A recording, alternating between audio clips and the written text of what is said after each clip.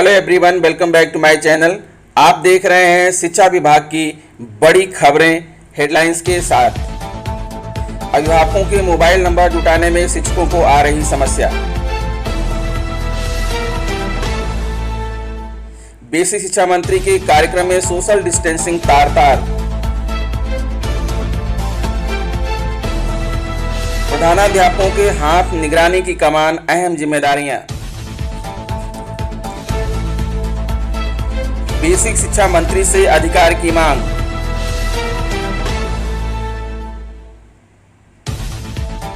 मुआवजे के लिए गाइडलाइन का इंतजार।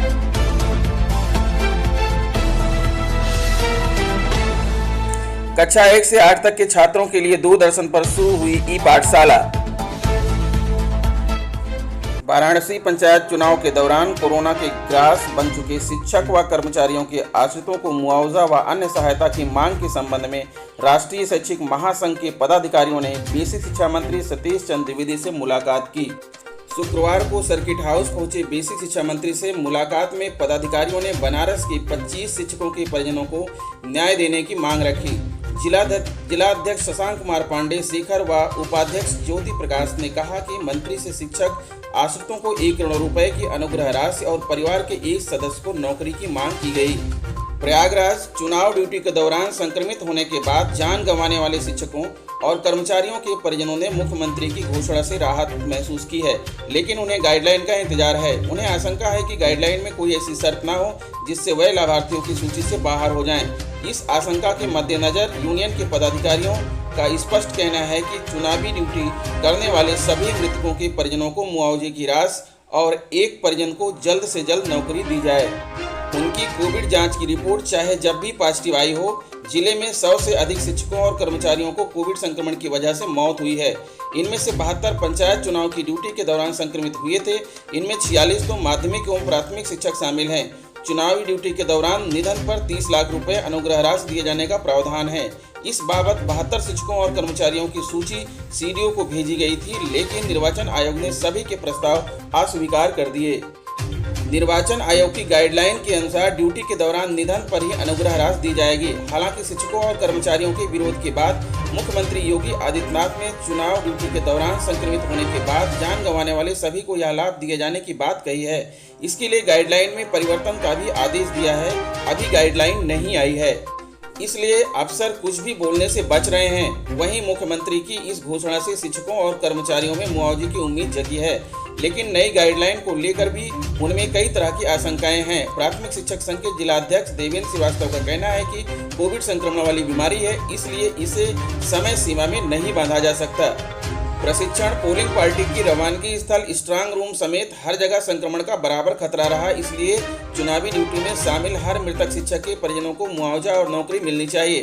उत्तर प्रदेश राज्य कर्मचारी महासंघ के कार्यवाहक जिलाध्यक्ष राजेंद्र त्रिपाठी का कहना है कि ड्यूटी के बाद 2-3 दिन तो लक्षण आने में लग जाते हैं। इसके बाद जांच कराना काफी जटिल था, इसलिए चुनाव ड्यूटी के बाद कम से कम 1 सप्ताह तक की जांच में पॉजिटिव आने वाले को यह लाभ मिलना चाहिए। अन्य संक्रमित कर्मचारियों को भी मिले 25 लाख। देवेंद्र श्रीवास्तव और राजेंद्र त्रिपाठी ने चुनाव ड्यूटी में जान गंवाने वाले शिक्षकों और कर्मचारियों के परिजनों को 1 करोड़ रुपए मुआवजा दिए जाने की मांग की है। देवेंद्र का कहना है कि न्यायालय ने भी इस पर विचार करने के लिए कहा है। वहीं राजेंद्र त्रिपाठी का कहना है कि चुनाव ड्यूटी के दौरान संक्रमित होने वाले अन्य कर्मचारियों के परिजन भी बीमार पड़ गए थे। ऐसे में उन्होंने इलाज में 10 से 15 लाख रुपए खर्च किए। इसका हवाला देते हुए उन्होंने अन्य संक्रमित कर्मचारियों को भी 25 लाख रुपए मुआवजा दिए जाने की मांग की है। अंबेडकर नगर गांव में तेजी से पांव पसारती कोरोना महामारी पर लगाम लगाने के लिए यहां निगरानी समिति का गठन किया गया है। ग्राम पंचायत और वार्ड स्तर पर बनी निगरानी समिति का कार्यालय प्राथमिक विद्यालय होगा। प्रधानाध्यापक को इन समितियों का अध्यक्ष बनाया गया है। समिति में ग्राम सचिव, लेखपाल, आशा, आंगनबाड़ी व एएनएम आदि सदस्य प्रधानाध्यापक के नेतृत्व में काम करेंगे। यह रणनीति मंडलायुक्त MP अग्रवाल ने तय की है। रोजाना खुलने वाले इस कार्यालय में जांच के लिए थर्मल स्कैनर, पल्स ऑक्सीमीटर व कोरोना से बचाव की दवाओं वाली 20 किट मौजूद रहेंगी। प्रतिदिन समिति गांव में घर घर सर्वे करेगी और कम से कम 5 कोरोना लक्षण वाले लोगों को चिन्हित कर मेडिकल किट देगी। निगरानी समितियां कोरोना लक्षण वाले लोगों को चिन्हित करने समेत इनका पूरा विवरण संकलित करेंगी। यह आख्या स्वास्थ्य विभाग की टीमों को देने के बाद इसका सत्यापन किया जाएगा। अहम जिम्मेदारियां निगरानी समिति से कोरोना लक्षण वाले व्यक्तियों की सूचना पर आरआरटी सैंपल लेने के बाद अग्रिम कार्रवाई करेगी। कोरोना पॉजिटिव पाए जाने पर उसे होम आइसोलेशन में रखने तथा स्वास्थ्य बिगड़ने पर कोविड अस्पताल में भर्ती कराने के लिए अधिकारियों को सूचित किया जाएगा। संत कबीर नगर बेसिक शिक्षा राज्य मंत्री स्वतंत्र प्रभार डॉक्टर सतीश चंद्र द्विवेदी शुक्रवार को बीएसए कार्यालय पर पहुंचे तो वहां पर काफी भीड़ जमा हो गई, जिस पर मंत्री नाराज हो गए और प्रभारी बीएसए को जमकर फटकार लगाई। उन्होंने कहा कि पहले से उनके आगमन की सूचना थी तो व्यवस्था क्यों नहीं हुई। उनके साथ आने वाले लोगों को बैठने के लिए कुर्सी तक नहीं है। इसके साथ ही सोशल डिस्टेंसिंग का पालन नहीं हो रहा है। बेसिक शिक्षा राज्य मंत्री प्रदेश के जनपदों में कोरोना से मृत शिक्षकों के आश्रितों को नियुक्ति पत्र का वितरण कर रहे हैं। उसी क्रम में शुक्रवार को वह जिले में बीएसए कार्यालय आए थे और कोरोना से मृत शिक्षक दयाशंकर त्रिपाठी की पत्नी को नियुक्ति पत्र सौंपा। उनके आगमन पर बीएसए कार्यालय में काफी भीड़ जमा हो गई। शिक्षा मंत्री के साथ आए लोगों को बैठने की जगह नहीं मिली, जिस पर मंत्री नाराज हो गए। उन्होंने पास में मौजूद प्रभारी बीएसए ध्रुव प्रसाद जायसवाल से जवाब तलब किया। मंत्री ने कहा कि जब उनके आगमन की सूचना पहले से थी तो बड़े जगह पर कार्यक्रम आयोजित होना चाहिए था। लखनऊ माध्यमिक उच्च शिक्षा के साथ ही बेसिक शिक्षा के विद्यालयों में भी ऑनलाइन पढ़ाई के आदेश हो गए हैं, लेकिन बेसिक शिक्षा के विद्यालयों में अभी इसकी शुरुआत नहीं हो पाई है।